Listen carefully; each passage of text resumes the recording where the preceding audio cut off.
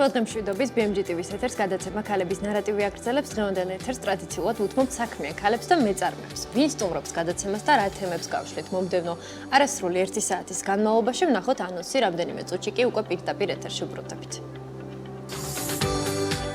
საქმიან კვირას და ხუთშაბათი დღის დასაწყისს ქალების ნარატივით ვაგრძელებთ და BMG-ს გამორჩეულ ტელეპროექტში 20 მარტს 11 საათსა და 30 წუთზე მასპინძლობთ ნუცა საბანაძეს, თეა ადუაშვილს და ნინო ლიბარდიას. Sense Concept Store თბილისში 2021 წლის მარტში გაიხსნა. ეს არის გამორჩეული სივრცე, რომელშიც შემოთავაზებულია ისეთი სახელგანთქმული და ნიშური ბრენდები, როგორებიცაა Vivienne Westwood, Gianni, Tabi და ბევრი სხვა. აქ ყველაფერია იმისთვის, რომ განსხვავებული გემოვნების მქონე ადამიანების მოთხოვნები დააკმაყოფილონ და მათ ყოველ სეზონზე განახლებული კოლექციები შესთავაზონ. სელექცია მარადიულ თამამ და ფუნქციურ ნივთებს მოიცავს. აქ ყველაფერი მზრუნველობით და ყურადღებით არის შერჩეული. Sense Concept Store-ზე დეტალურად ქალების ნარატივში მის ერთ-ერთ დამფუძნებელთან ნუცა საბანაძესთან ერთად ვისაუბრებთ. საქართველოს ქალ აუდიტორთა და იურისტთა ასოციაციისა და საქართველოს ადვოკატები დამოუკიდებელი პროფესიისთვის პარტნიორობის ფარგლებში 23 მარტს ჩატარდება მეწარმეთა ყოველწლიური სიმპოზიუმი 2025. მეწარმეებს საშუალება ექნებათ სრულიად უსასყიდლო მიიღონ საკონსულტაციო მომსახურება პროფესიონალებისგან აუდიტორული, ბუღალტრული და იურიდიული მიმართულებით. სიმპოზიუმის დეტალებზე ქალების ნარატივის სტუმრები იქნებიან საქართველოს ქალ აუდიტორთა და იურისტთა ასოციაციის თავმჯდომარე თეა შვილი და საქართველოს ადვოკატები დამოუკიდებელი პროფესიისთვის თავმჯდომარე ნინო ლიბარდია. სიახლეებით მეწარმეების შესახებ და მათი საქმიანი ისტორიებით. ყოველ სამუშაო დღეს ზუსტად 11 საათსა და 30 წუთზე BMG-ს პირდაპირ ეთერში ტელეგადაცემა, რომელიც არ უნდა გამოგრჩეთ. ქალების ნარატივი. City-Mall-ის პრემიუმ სივრცეში გამორჩეულ კომპანიას კონცეპტუალურ მაღაზიას შეხვდებით, რომელიც ისეთ საერთაშორისო ბრენდებს აერთიანებს, როგორიც არის მაგალითად Gianni, Vivienne Westwood და სხვა ბევრი. საუბარია Sense Concept Store-ზე, რომელიც 2021 წლის მარტიდან ოპერირებს ბაზარზე, 4 წლის თავზე კი დღეს კომპანიის გამორჩეულ სივრცეში ქალისა და მამაკაცის, ასევე ბავშვის, ტანისამოსი აქსესუარები, სახლის დეკორი ერთიანდება. აქ ყველაფერია იმისთვის, რომ განსხვავებული გემოვნების მქონე ადამიანების მოთხოვნები დააკმაყოფილონ და მათ ყოველ სეზონზე განახლებული კოლექციები შესთავაზონ. მოკლედ, გადაცემის პირველ ნაწილში Sense Concept Store-ზე და მის ბიზნეს მოდელზე ვსაუბრობთ, რისთვისაც რამდენიმე წუთში კომპანიის დამფუძნებელი ნუცა საბანაძე შემოგვიერთდება, იქამდე კი სტუმრის ვიდეო ბიოგრაფია ვნახოთ.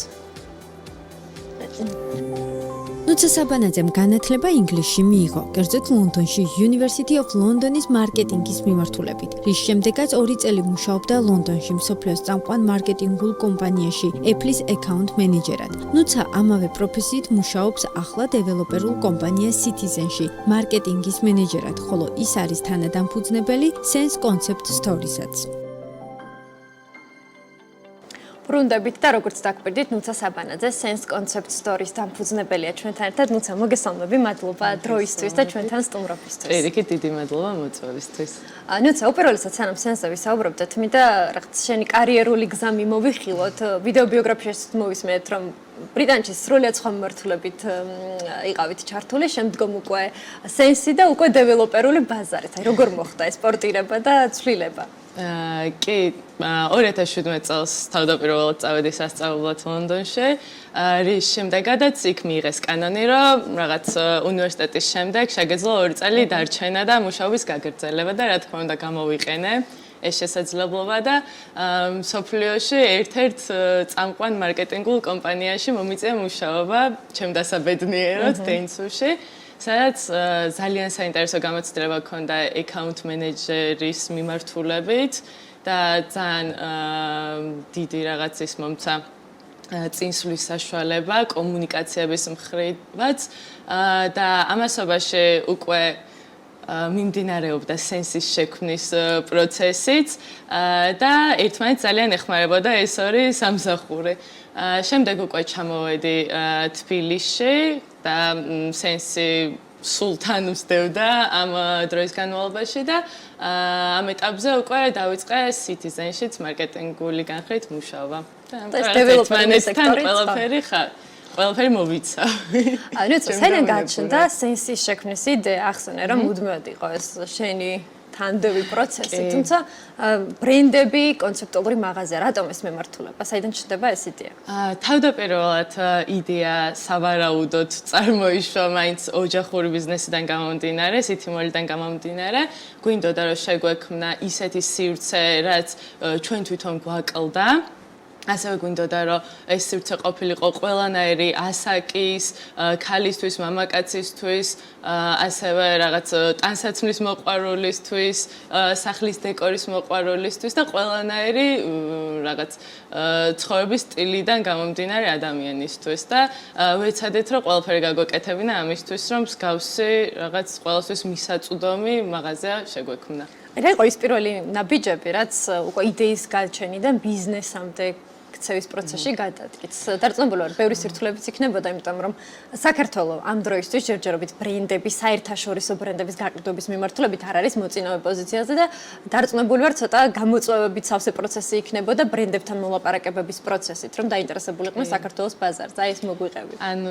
ზოგადად ეს კომპანიის შექმნა კი ფიქსირდება 20-21 წელს, მაგრამ ეს ყველაფერი დაიწყო წელიწადნახევრით ადრე, როცა ჩვენ დავიწყეთ ბრენდებთან მოლაპარაკებები, რაც ძალიან რთული იყო, იმიტომ რომ ხელში ესე მოსაჭიდი არაფერი არ გქონდა და ვეუბნებოდით რაღაც წარმოსახვით ბრენდზე, რომელიც უნდა შექმნილიყო. და რაღაცნაირად შევძელით რომ დაგვეთანხმებინა ერთ-ერთი პირველი ბრენდი ჩვენთვის იყო Vivienne Westwood, რომელზეც გიждდებოდით ეს თანადამფუძნებლები და ძალიან ენთუზიაზმით ვითხოვდით რომ შემოსულიყვნენ ქართულ ბაზარზე. და ეს წელიწადნახევრის შემდეგ ბრენდებით შევკარით, თან შეკვეთა უნდა მიცე უფრო ადრე რომ მოასწროს ჩამოსვლა ზუსტად იმ პერიოდში, როცა მათ ოფიციალურ მაღაზიაში იდება ახალი კოლექცია და რაღაცნაირად ეს პროცესი მოვახერხეთ მაგამდე და მე უკვე შემოვიყვანეთ. დროისთვის რამდენი ბრენდია და თავიდან იქნება იყო ძალიან ცოტა, რაღაც 5-დან 10 ბრენდამდე იყო ჯამში, ტანსაცმელიც და სახლის დეკორიც.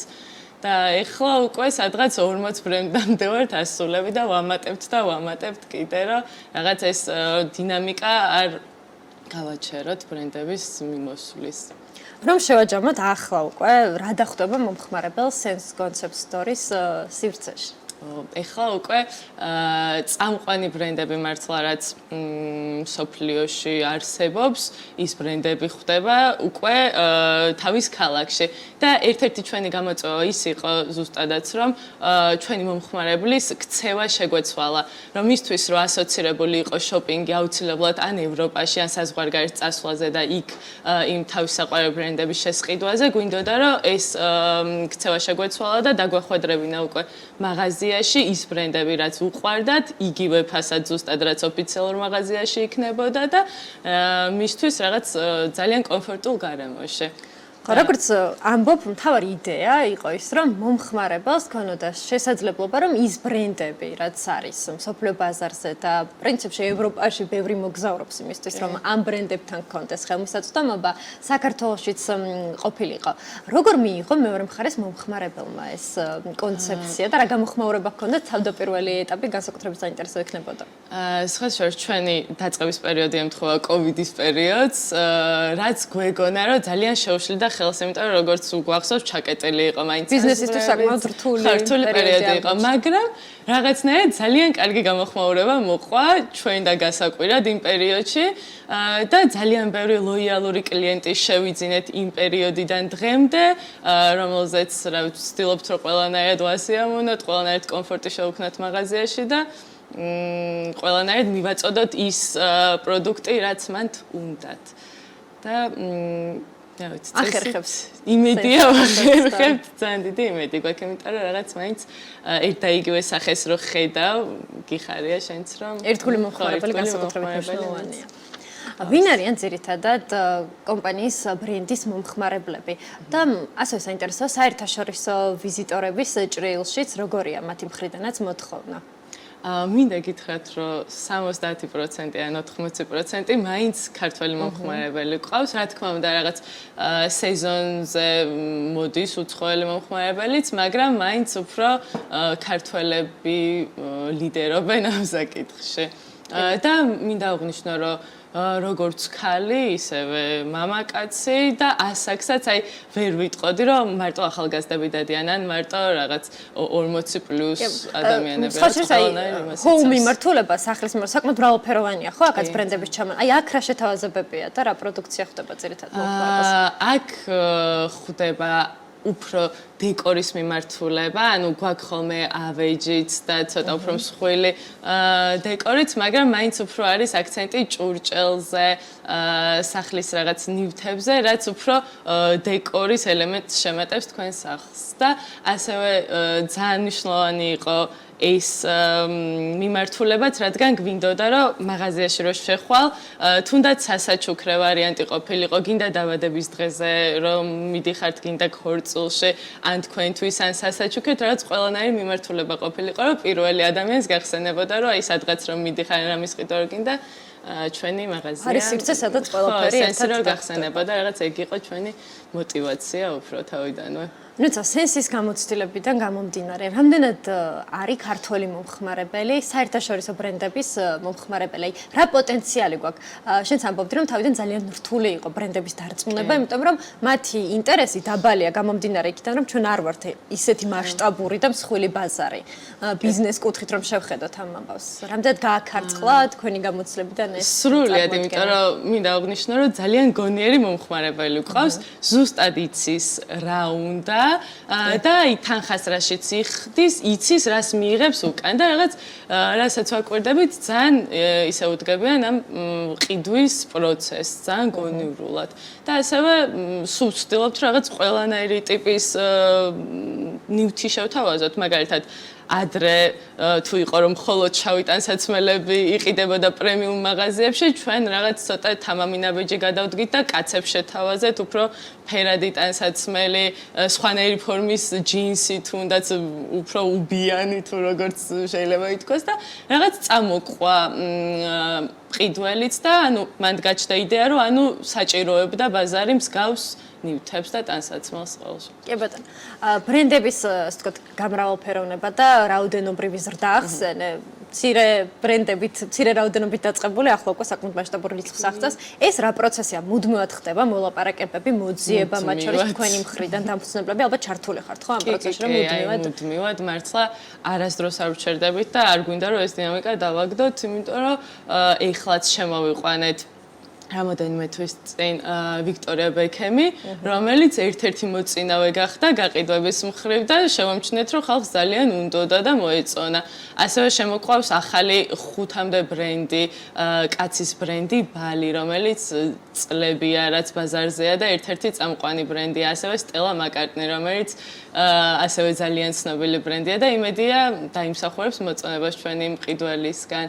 და რა ვიცი, ვცდილობთ ყველანაირად რომ გამარტივდა მათთან კომუნიკაცია უკვე გამოცდილებიდან გამომდინარე და იმ შედეგებით რაც გაქვთ უკვე. კი, უკვე რო ვეუბნებით პორტფელში რა ბრენდები გვიდევს, უკვე თავისუფლად მოგყვებიან. თან წელიწადში 4-ჯერ არის Fashion Week-ი პარიზში, მილანში, ლონდონში, ნიუ-იორკში, სადაც მუდმივად დავდივართ და მუდმივად ახალ-ახალ ბრენდებთან გვაქვს მოლაპარაკება. და სულ ვცდილობთ, რომ ახალი საინტერესო ბრენდები შემოვიყვანოთ, ასე ვთქვათ, პულსზე გვიჭირავს ხელი, რომ რაღაც ახალი თუ შემოდის ბაზარზე, თან ვაკვირდებით, თან ვიკვლევთ, ჩვენ მომხმარებელს რა მოწონს და ასევე გლობალურ მარკეტზეც რა არის აქტუალური. პრინციპში სენსმა შექმნა პრეცედენტი, რომ ის ბრენდები, რაც ადრე არ იყო ჩვენთვის ხელმისაწვდომი, ახლა თითქოს გაჩნდნენ ნელ-ნელა და ესეც ტენდენცია დადებითი. თუმცა მაშინ ალბათ ეს იყო სიახლე, ძალიან მნიშვნელოვანი. იდეაში ყველა ბრენდი ისეთია, რაც მაქამდე არასდროს არ ყოფილა საქართველოში და ეხლაც რაღაც ერთ-ერთი წარმომადგენლები ვართ მათი და ძალიან გიხარია. ნუცა 2024 წელი მინდა შევაჯამოთ. როგორი იყო განვლილი 2024 გაყიდვების კუთხით? რამდენად არის ხოლმე ყოველწლიურად მზარდი მაჩვენებელი უკვე ფინანსურად, რამდენად გამოისახება ეს ზრდა და ასევე ახსენე ახალი ბრენდები. აი 2024-ის წელში რამდენი ახალი ბრენდი დაიმატა კომპანიამ? მოკლედ, მინდა ვთქვა, რომ რადგან ახალ ბრენდებს ვამატებთ, რა თქმა უნდა, შესყიდვის თანხაც იზრდება და ჩვეულებრივად ჩვენი მომხმარებელი რაღაც გვეხმარება, რომ არ ვიგრძნოთ ეს გაზრდილი თანხა და პირიქით იყიდება და იყიდება ეს პროდუქცია უფრო კარგად. ალბათ იმის ბრალია, რომ რაღაც ახალს რო სთავაზობ მომხმარებელს, კიდევ უფრო დადებითად აფასებს ამას და რა ვიცი, აი თავდაპირველად რომ შევისყიდეთ თქვათ ერთი ბრენდი და დავიწყეთ მისი გაყიდვა, იმის შემდეგ უკვე რაღაც ამ თანხის ჩაბრუნება და ტრიალი მიდის და ამიტომ რაღაც ძალიან ისე მივყვებით. და გაყიდვა არის თუ არა საპასუხოდ მზარდი შესაძლოა. კი, აი ეგ უნდა მეთქვა, რომ საპასუხოდ მოგყვება ჩვენი მყიდველი და რაღაც ფეხს გვიბამს ამაში ძალიან და გვამაგრებს. აი მიმდინარე წლის სამუშაოები რომ შევაჯამოთ, 5 ბრენდი ახსენე, რომელი ბრენდები გაჩნდება, რაზეც შეგვიძლია რა თქმა უნდა საუბარი, ახსენე რამდენიმე მათ შორის და ხო, აი რა გეგმები გაქვთ 2025 წელს, რა არის თავარი მიზნები? მთავარი მიზანია რომ რა თქმა უნდა კიდევ უფრო განვითარდეთ, ასევე წელს ჩაუშვით იანვრის ბოლოს უკვე ონლაინ გაყიდვები და უკვე ძალიან კომფორტულად შეუძლია ჩვენ მომხმარებელს რომ ონლაინ შეიძინოს ნებისმიერი ნივთი და უფასოდ მიუტანთ რა თქმა უნდა დანიშნულების ადგილას, ასევე გეგმაში გვაქვს წელს რომ გავფართოვდეთ და დაახლოებით სადღაც 350 კვადრატს ვიმატებთ პრემიუმ სივრცეში. ხა, 20 მოშორებით, მაგრამ იგივე სივრცეში იქნება და რაღაც ახალი, უფრო საინტერესო სივრცე გვინდა შევქმნათ ჩვენ მომხმარებელს საინტერესო დიზაინით და საინტერესო აქტივობებით და იმედია წარმატებით გამოგვივა ესეც და რაღაც ისეთ ღირებულ შევთავაზებთ ჩვენ მომხმარებელს. ნუ ონლაინ გაყიდვები ახსენე და ეს ნიშნავს იმასაც, რომ მხოლოდ თბილისი არ იქნება, ხომ? კონცენტრირებული და რეგიონების მასშტაბითაც დიდი ქალაქებიდან შეიძლებათ. კი, ყველანაირად ვცდილობთ ახლა რომ რაღაც წარმოვაჩინოთ ჩვენი ბრენდი, როგორც ონლაინ პლატფორმა, რომ შეიძლება თუნდაც ბათუმიდან, ქუთაისიდან, რუსთავიდან, არ ვიცი, ნებისმიერი ადგილიდან შეგვიკვეთონ ნებისმიერი ნივთი და ჩვენ მივუტანთ მათ დიდი სიამოვნებით. როცა რომ შევაჯამოთ 4 წელი Sense Concept Stories ოპერირების, რა არის თავარი მიღწევები, რაც ამ დროის განმავლობაში მიგაჩნიათ? თავარი მიღწევები, ნუ მინდა ვთქვა, რომ მართლა ცოტა ისე გამომდის ჩვენ მომხმარებელზე, მაგრამ ნამდვილად ძალიან გვიხარია და ძალიან ვამაყობთ ამით, რომ რაღაც ლოიალური მომხმარებლები გვყავს და რაღაც კომუნა ჩამოვაყალიბეთ ჩვენი მომხმარებლების და კარგი ურთიერთობა გვაქვს ამ ადამიანებთან და ახალი შეძენილი ადამიანები არიან ჩვენთვის. ასევე მინდა ვთქვა, რომ შევქმენით რაღაც მოდის ხარეს გავაცანით საქართველოს, თუნდაც იმ ბრენდებს, ვინც მაგამდე არ იცოდა და რაღაც ისეთი კომუნიკაცია გვაქვს მათ წარმომადგენლებთან, რომ ხშირად გვსტუმრობენ, ჩვენ ჩავდივართ რა თქმა უნდა და რაღაც მგონია რომ ეგ ურთიერთობაც ძალიან დასაფასებელია და რა თქმა უნდა რომ თვითონ Sense რაღაც როგორც ბრენდი შევქმენით, რაც ასე თუ ისე მაინც იცის ხალხმა და რაღაც დადებითად არის განწყობილი, ძალიან დიდი მიღწევაა ჩემი აზრით ეგეც. რა პოტენციალი გვაქვს მოდის საერთაშორისო რუკაზე? მე ვიმედოვნებ, რომ ძალიან დიდი პოტენციალი გვაქვს, იმიტომ რომ ძალიან ბევრი წარმომადგენელი გვყავს საქართველოსდან უცხოეთში მოდის და ვინც აცნობს გზას, ეგეთი. ხა, ვინც გვიკვლევს გზას და აცნობს საქართველოს უფრო ფართო მასშტაბით და დადებითი მხრიდან, რა თქმა უნდა. კი ბატონო, გუნდზეც გითხავ, რამდენი ადამიანია Sense Concept Stories კონცეფციის განვითარებაში ბრენდის შენებიდან მოყოლებული ჩართული. სადღაც თვითონ მენეჯმენტში 10 კაცამდე ვართ და სრულად Sense-ში 20 კაცი იქნება ალბათ დასაქმებული. საკმაოდ მასშტაბური რიცხვია. ხა, პატარა მაღაზიისთვის ისეთი რიცხვია მაინც და რაც კარგი რაოდენობა, იმიტომ რომ არც ძალიან დიდი, არც ძალიან ცოტა და რაღაც ერთი დიდი ოჯახივით ვუვლით ჩვენ ბრენდს რომ განვითარდეს და სულ წინსვლა გქონდეს. კი ბატონო, ნუცა საუბრის ბოლოს მინდა Citizen-ზეც კითხო, მაყურებელსაც უთხარით, რომ Citizen-ის მარკეტინგის მიმართულებას ხელმძღვანელო პროექტზე გავაკეთოთ განახლება ახლა რა ეტაპზე და რა იქნება ის მთავარი, რასაც გააერთიანებს, ასევე მინდა ზაჰა ჰადიდის კომპანიასთან თანამშრომლობაზეც თქვათ რამდენიმე სიტყვით. Citizen-ს მოკლედ პირველი და ძალიან მასშტაბური პროექტი არის თამარაშვილის და უნივერსიტეტის კუთხეში. სადაც მოიაზრება 4 საცხოვრებელი ბლოკი და 1 ზაჰა ჰადიდ არქიტექტის მიერ დაპროექტებული ტაუერი. ძალიან მნიშვნელოვანია და სულ მინდა რომ ხაზი გავუსვა რომ არის 50% დატოვებული რეკრეაციისთვის, რომელიც სამანქანო სივრცედ არ იყენება და არ მინდა რომ აერიოს ვინმეს პარკინგში, ანუ მთელი მანქანები არის მიწის ქვეშ შეტანილი და 50%, რომელიც მოიცავს 25,000-მდე კვადრატულ მეტრს, იქნება მხოლოდ რეკრეაცია, სადაც იქნება ხელოვნური ტბა, სპორტული მოედნები, ველობილიკები და ასე შემდეგ. ასევე ამ მომენტში უკვე D ბლოკი, ერთ-ერთი საცხოვრებელი ბლოკი სრულად არის ამოყვანილი, C და B ბლოკიც უკვე რაღაც დამთავრებისკენ მიემართება და A ბლოკის საძირკვლის სამუშაოებიც დაწყებულია და ნელ-ნელა ეგეც წამოეწევა. დასრულების ვადა საცხოვრებლის 26 წლის ბოლოს იქნება დასრულებული საცხოვრებელი ბლოკები. კი ბატონო, და ბოლოს კითხავ, შენი შეფასებით რა შეცვლის Citizen-ი საქართველოს დეველოპერულ ბაზარზე? რა სიახლე შემოაქვს? ის რომ რეკრეაციას ასეთი მნიშვნელობა ეთმობა, ეს ძალიან მნიშვნელოვანია. სტანდარტს მგონია, რომ წამოწევს წინ, რომ შესაძლებელია თუნდაც ისე გააკეთოს საცხოვრებელი კომპლექსი, რომ გიხაროდეს იქ მისვლა და გსიამოვნებდეს და მართლა არ გინდოდეს იქიდან გამოსვლა, იმიტომ რომ რაღაც ვთავაზობთ პატარა ქალაქს თვითონ ამ კომპლექსში, სადაც იქნება ყველაფერი, რაც თანამედროვე ადამიანს სჭირდება. და თან მინდა აღნიშნო, რომ ჩვენ გვაქვს რაღაც ქალაქის და ზენის სინთეზი და ვცდილობთ, რომ ყველაფერში, ყველა დეტალში გამოვიყენოთ ეს. ასევე მგონია, რომ ზაჰა ჰადიდის თავერიც ახალი სიტყვა იქნება, რადგან პირველი არის პრეცედენტია საქართველოს პირველი პრეცედენტია საქართველოში და ასევე რეგიონშიც ერთ-ერთი ბაქოში არის, რომელიც კომერციული არც არის და არის სახელმწიფო პროექტი და ერთ-ერთი იქნება რეგიონში, სადაც შეგეძლება რომ იყიდო რაღაც ფართი ამ კომპლექსში. როცა ძალიან დიდი მადლობა დროისთვის გადაცემაში სტუმრობისთვის და მოკლედ მოვიკითხავთ Sensis გეგმებს, მათ შორის 2025-ის ჭრილში უკვე ახალი ბრენდების დამატების შემდგომაც და გელოდებით კიდევ.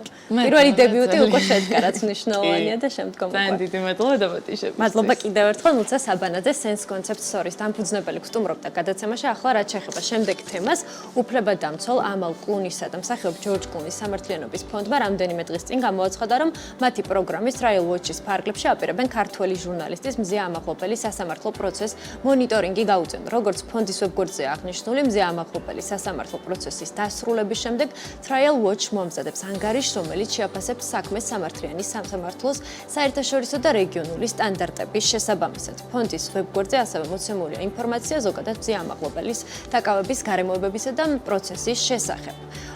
მოგემზადეთ სიუჟეტი, სადაც გიყვებით თუ რა საქმიანობს ჯორჯ და ამალა კლუნების სამართლიანობის ფონდი და როდის შეიქმნა ის, რა არის ასევე მისი მთავარი სამიზნე ფოკუსი. ვნახოთ სიუჟეტი, ჩვენ კი რეკლამაზე გავდივართ.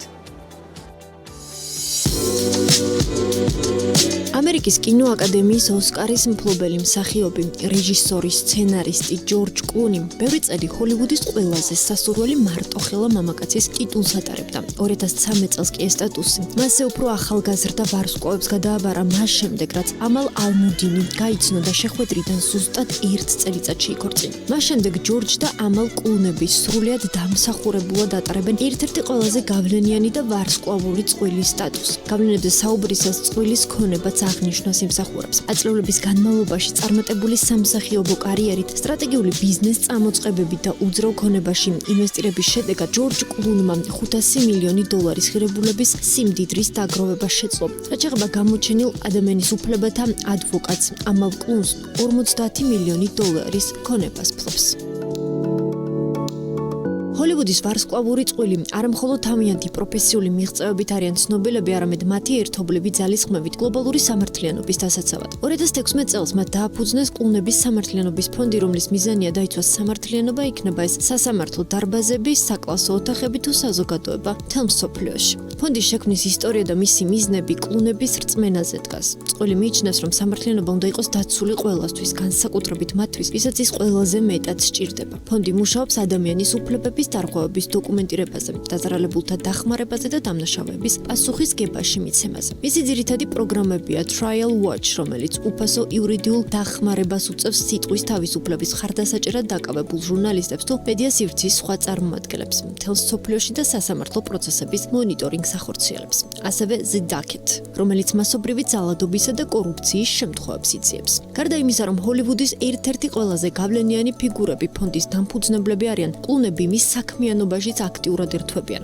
ამალ კლუნი, როგორც საერთაშორისო სამართლის ექსპერტი, ხელმძღვანელობს ფონდის სამართლებრივ ინიციატივებს და წარმოადგენს იმ ადამიანების ხმას, რომელთა უფლებებიც ირღვევა. ჯორჯ კლუნი კი თავისი ცნობადობის გამოყენებით ყურადღებას ამახვილებს ფონდის საქმიანობაზე და ზრდის ცნობიერებას გლობალური სამართლიანობის საკითხებზე. მათმა ერთობლივმა ძალისხმევამ ფონდს შესაძლებლობა მისცა გაეზარდა თავისი გავლენა და მიაღწია მნიშვნელოვანი შედეგებისთვის. გამჭვირვალეა ფონდის ხარჯები და ფინანსები. ბოლო 2023 წლის მონაცემებით კლუნების ფონდმა $15 მილიონ მეტის მობილიზება მოახერხა. იმავე წელს კი ხარჯმა თითქმის $11 მილიონი შეადგინა. გარდა ფონდში წყვილის კონტრიბუციისა, კლუნების სამართლიანობის ფონდის ძირითადი პარტნიორები თუ დონორები ცნობილი ადამიანები და სხვადასხვა ორგანიზაცია. მას მაგალითად ხარს უჭერს ბილი და მელინდა გეიტსების კოსმეტიკური ბრენდი შარლოტ ტილბური, Co-Impact, Microsoft და ასე შემდეგ. ასევე ფონდი წამყვან იურიდიულ ფირმებთან და უნივერსიტეტებთან თანამშრომლობს, რაც აძლიერებს მის შესაძლებლობებს გლობალური სამართლიანობის დაცვის მიმართულებით.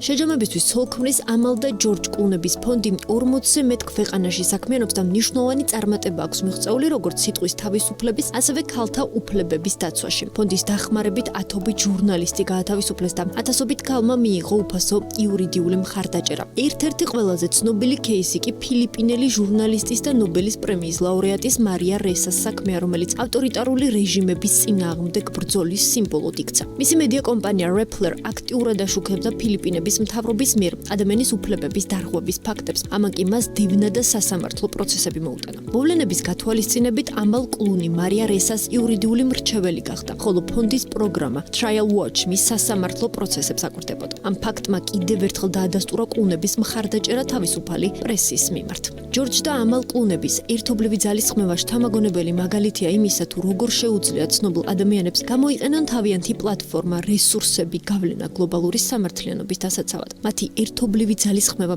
არა მხოლოდ ეხმარება ინდივიდუალურ მსხვერპლებს, არამედ აძლიერებს გლობალურ მოძრაობას ადამიანის უფლებების დაცვის მიმართულებით.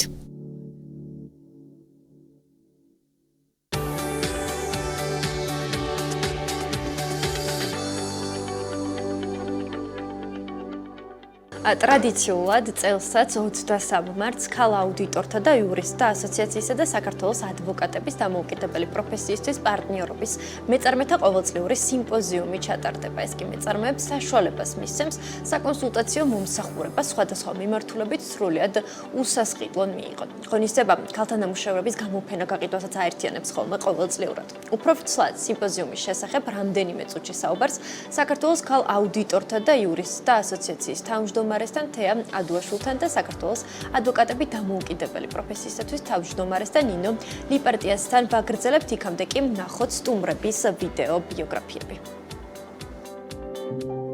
თეა ადუაშვილს აქვს ეკონომიკური უმაღლესი განათლება, დაამთავრა თბილისის სახელმწიფო უნივერსიტეტი ფინანსები და ბუღალტრული აღრიცხვა, ასევე საგადასახადო საბაჟო აკადემია, საგადასახადო საბაჟო საქმის პროფესიით. სპეციალობით. 2013 წლიდან თეა ადუაშვილი არის პარლამენტთან არსებული საბჭოს მიერ სერტიფიცირებული აუდიტორი.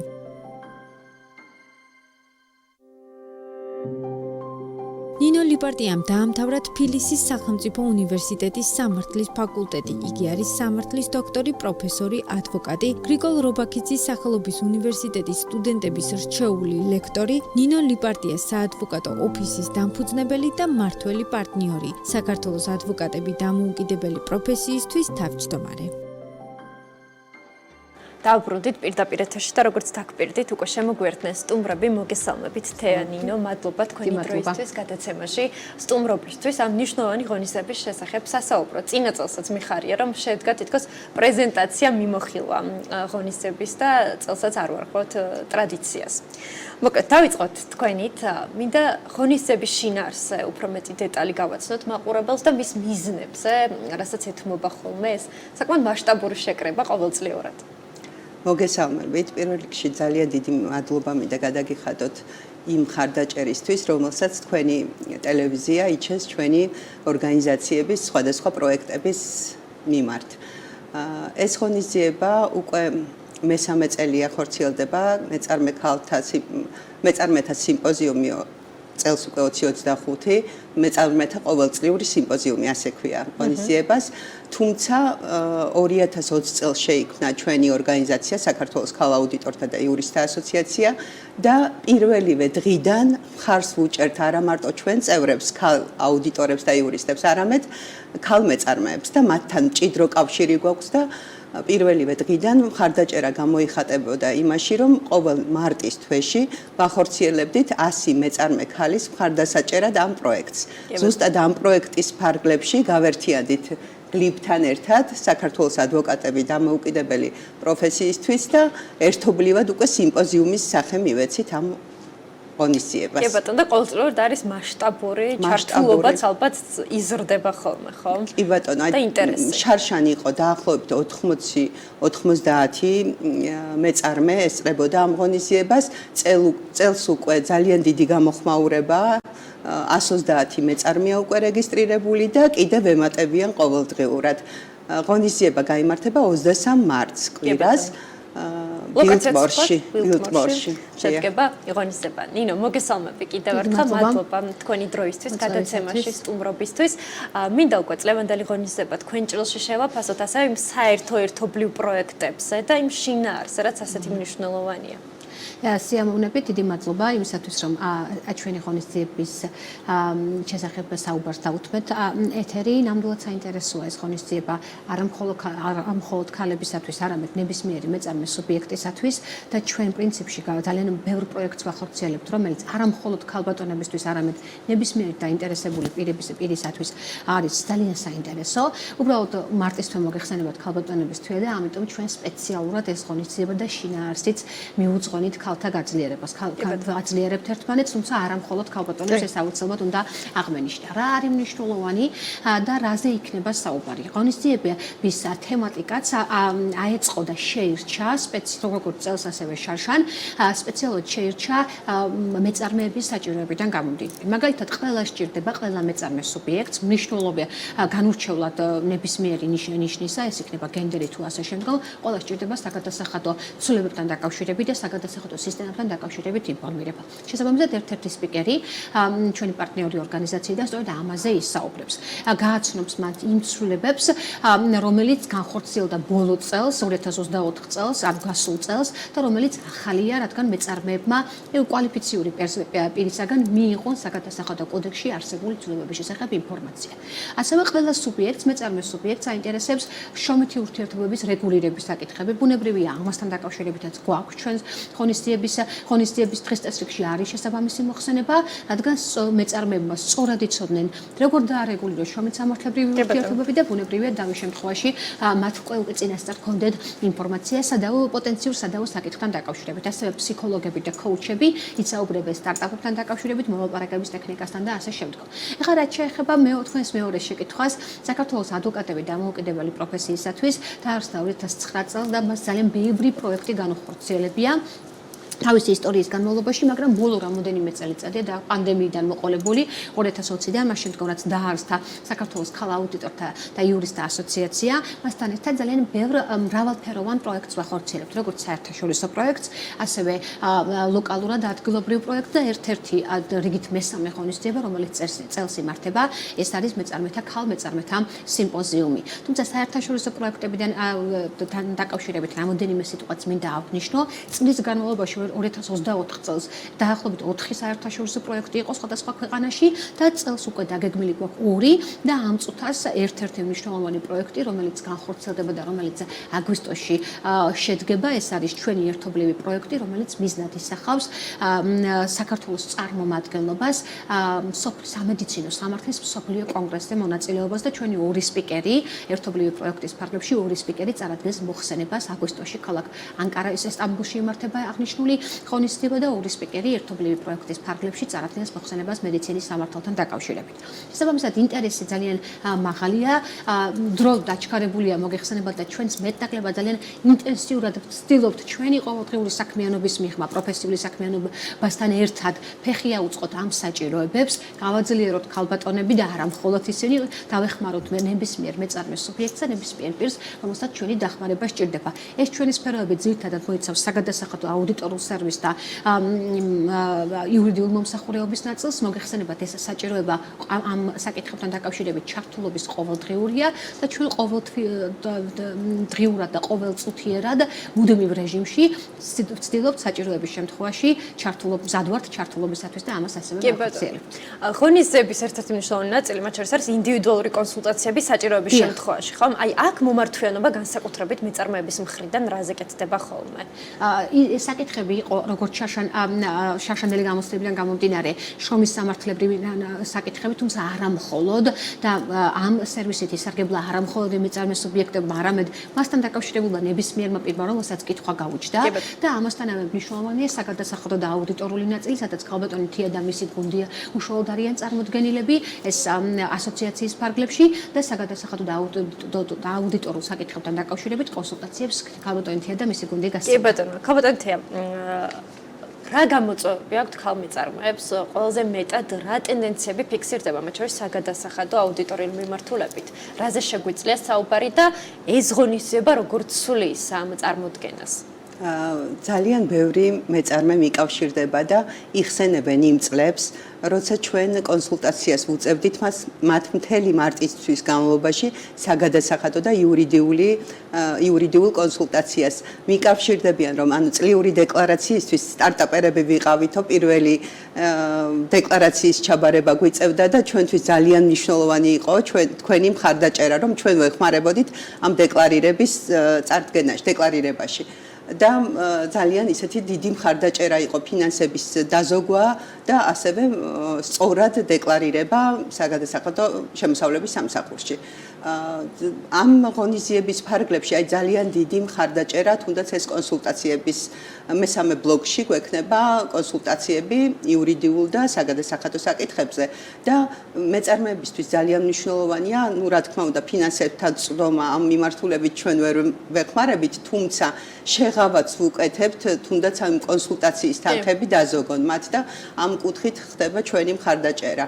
ასევე აუცილებლად მინდა აღვნიშნო, რომ 25 მეწარმე, დაახლოებით 20-25 მეწარმე თავის ნაწარმს გამოფენს ამ ღონისძიებაზე. ესეც მათთვის ჩვენი მხრიდან მხარდაჭერაა და შარშან ძალიან გახსოვს ნინო, ძალიან დიდი გამოხმაურება გამოიწვია და მოწონება დაიმსახურა მათმა ნამუშევრებმა და ძალიან ისეთი კარგი გაყიდვებიც ჰქონდათ შარშან ჩვენ ღონისძიებაზე. კი ბატონო, და ეს ცნობადობის ზრდის ნაწილშიც მნიშვნელოვანი ხელშეწყობაა და ასევე ჩვენს გვერდზეც გავრცელდება მათზე ინფორმაცია. კი ბატონო, მინდა შევაჯამო ის მოლოდინები თქვენი მხრიდან, რაც წლევანდელ სიმპოზიუმთან დაკავშირებით გაქვთ. რა მოლოდინებია? ახსენეთ, რომ წინა წელთან შედარებით მეტია ხო ჩართულობა? მეტია, 30 მეწარმეა რეგისტრირებული უკვე. არა, წინა წლის შედეგი უკვე მომავალი წლის პოტენციურ მონაწილეებს აძლევს мотиваციას, რომ ჩაერთონ. აუცილებლად უნდა აღვნიშნო, რომ ეს ყველაფერი მეწარმეებისათვის და აქ მონაწილე პირებისათვის არის უფასო, აბსოლუტურად უფასოა, კონსულტანტების ნაწილი და მონაწილეობის ნაწილი, ბუნებრივია და ამასთანავე ის გამოფენა გაყიდვის შესაძლებლობა, ეს დამატებითი ფინანსური რესურსის მობილიზების საშუალებას აძლევს ჩვენ მეწარმე სუბიექტს, რაც შეეხება მოლოდინს, ზრდის მოლოდინი გვაქვს და ეს არა მხოლოდ მოლოდინია, ეს გამოცდილებაზე დაფუძნებული მოლოდინია. ეს პროექტი ქალბატონოთია მახსენა, რომ დაიწყო პანდემიის დროს 2020 წელს და მაშინ დისტანციურ რეჟიმში აღინიშნებოდა ყველაფერი და დისტანციურ რეჟიმში ორივე კომპანია, ორივე სუბიექტი, როგორც გლიპი, ასევე ჩვენი პარტნიორი ორგანიზაცია სისტემატიურ რეჟიმში ძალიან ბევრ პროექტს ახორციელებდა, მათ შორის ონლაინ ფორმატში და ჩვენ საერთაშორისო სპიკერების მხარდაჭერა ჰქონდა ძალიან დიდი, რომლებიც საქართველოს ადვოკატთა ასოციაციის წევრებს, პრაქტიკოს იურისტებს, მოსამართლეებს, მათ შორის ძალიან ბევრ საკითხთან დაკავშირებით ვატარებდით ტრეინინგებს და სხვადასხვა პროექტებს ვახორციელებდით და ეს ჩვენი გამოცდილება და რაც უნდა მთავარია ნდობა საზოგადოებიდან და მეწარმეების ნდობა, ეს ყველაზე მნიშვნელოვანია, იმიტომ რომ ადამიანი, როდესაც მოდის ჩვენ და შეერთება პროექტში, მას გააჩნია ნდობა რომ პირველ რიგში ჩვენგან მიიღებს მაღალკვალიფიციურ სერვისს ვერ ვიტყოდი პირდაპირ გაგებით, მაგრამ მხარდაჭერას, აქ გაჟღერებული ინფორმაცია, კონსულტირების ნაწილი იქნება მაღალკვალიფიციური, შესაბამისად მას აქვს ჩვენი ნდობა და ჩვენც ყოველდღიურ რეჟიმში ბუნებრივია ვცდილობთ ამ ნდობის გამართლებას და ბუნებრივია ეს ძალიან დიდი პატივია ჩვენთვის. ბოლოს კითხავთ ქაბატონ თეა, გეგმები როგორია? გაგრძელდება ეს სიმპოზიუმი სამომავლოდაც? ეს ღონისძიება ჩემთვის არის ერთ-ერთი ყველაზე საყვარელი და საამაყო პროექტი და აუცილებლად გაგრძელდება. რა თქმა უნდა, გლიფთან ერთად და ჩვენ კიდევ შემოგვიერთდებიან სხვადასხვა მხარდამჭერი ადამიანები და აუცილებლად მინდა აღვნიშნო წლევანდელი ღონისძიების სპიკერების შესახებ. ერთ-ერთ თემას იურიდიულ ნაწილში ქაბატონ ნინო წარუძღვება, საგადასახადო ნაწილში ეკა რუხაძე, ჩვენი ასოციაციის აუდიტორული პროექტების ხელმძღვანელი, ასევე არის მარიეტა მაჭარაშვილი, რომელიც მოლაპარაკებების თემაზე გააკეთებს მოხსენებას და ბოლოს არის ძალიან ისეთი საყვარელი ჩვენთვის მეწარმეებისთვისაც, ჩვენი პარტნიორი მეგობარი პარტნიორი ფსიქოლოგი ქალბატონი ლალი ბადრიძე, რომელიც გააკეთებს ძალიან საჭირო თემაზე ქალებისთვის მოხსენებას და სესიას ბიზნესი და კარიერა და პირადი ცხოვრების ბალანსი. ეს იქნება ძალიან საინტერესო თემა და ველოდებით სტუმრებს დიდი სიხარულით და ვემზადებით მოკლედ ჩვენი ღონისძიებისთვის. ნინო, თქვენ ახსენა არაერთი მხარდამჭერი ორგანიზაცია, მათ შორის ხარეების ჩართულობა. ამ პროცესში, მათ შორის ქალი მეწარმეების გაძლიერების პროცესში რამდენად მნიშვნელოვანია ხარეების ჩართულობა? რა შედეგს გვაძლევს ეს გაერთიანებული ძალები? გაერთიანებული ძალები ერთობა ზოგადად და რა თქმა უნდა, იმ სასურველი შედეგის მიღწევის უფრო სწრაფ ტემპში სასურველი შედეგის დადგომის ალბათობას ზრდის ბუნებრივია და შესაძლებლობას იძლევა. ჩვენი პარტნიორობის ფარგლებში ხა საქართველოს ქალა ადვოკატთა და იურისტთა ასოციაციასთან ერთად ჩვენი ბევრი პროექტი განგვეხორციელებია და ბუნებრივია ეს ნდობასთან ერთად შედეგების შემდგომ რომ ვაანალიზებთ, ფაქტია, რომ ერთი ღონისძიება, დაგეგმილი ღონისძიების და განსახორციელებელი პროექტის მონაწილეთა ინტერესი, ჩართულობა, ნდობა რა თქმა უნდა უფრო მეტია ვიდრე ეს იყო თქვათ წინა ღონისძიების ფარგლებში და შესაბამისად ეს გვაძლევს იმის ფიქრის საშუალებას და ანალიზის საშუალებას და მივყავართ იმ დასკვნამდე რომ და მოტივაციასაც გვიზრდის რა თქმა უნდა რომ ესე იგი სწორად ვაკეთებთ რასაც ვაკეთებთ და ეს ჩვენ პრაქტიკულ საქმიანობასთან ერთად ესეთი მხარდასაჭერი აქტივობები ბუნებრივია მნიშვნელოვან საზოგადოებრივ საქმიანობად ალბათ არის მიჩნეული და ძალიან გვეხარია თუ ამის შედეგი ძალიან ცხადია და საზოგადოებისათვის თვალხელური.